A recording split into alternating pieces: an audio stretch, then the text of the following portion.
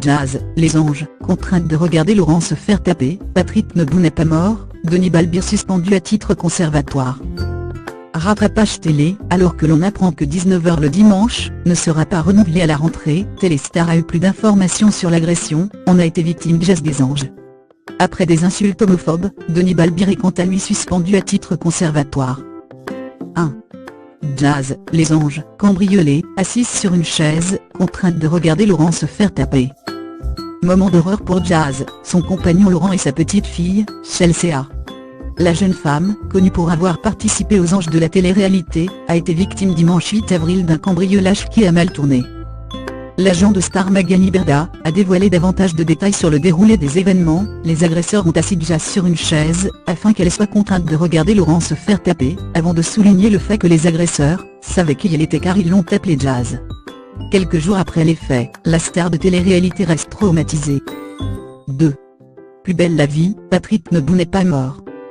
Patrick Nebou, Jérôme Bertin, l'un des personnages les plus emblématiques du feuilleton de France 3, Plus belle la vie, avait été assassiné. Immense choc chez les fans et incompréhension. Selon nos informations, Patrick Nebou n'est pas mort.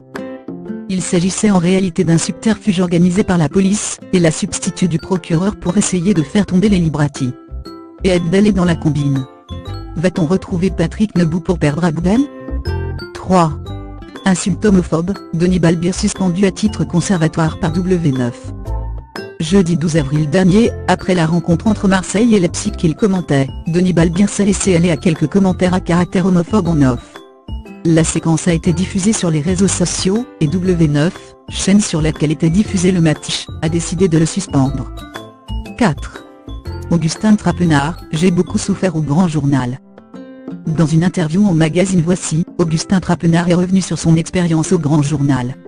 Il avoue qu'il y a eu des moments particulièrement compliqués. Notamment au moment de la légalisation du mariage pour tous, on recevait quotidiennement des invités, qui manifestaient une forme de haine vis-à-vis de ce que j'étais. Je n'avais pas beaucoup de distance par rapport à cette actualité, donc je l'ai prise de plein fouet. 5. Trop chou. Caroline Receveur vous présente la chambre de son futur bébé. Caroline Receveur a partagé sur Instagram plusieurs clichés de la chambre de son futur enfant. On peut voir que l'espace est déjà bien aménagé pour prévoir au mieux cette future naissance bien évidemment très attendue par ses parents qui n'en finissent plus de se déclarer leur flamme sur les réseaux sociaux.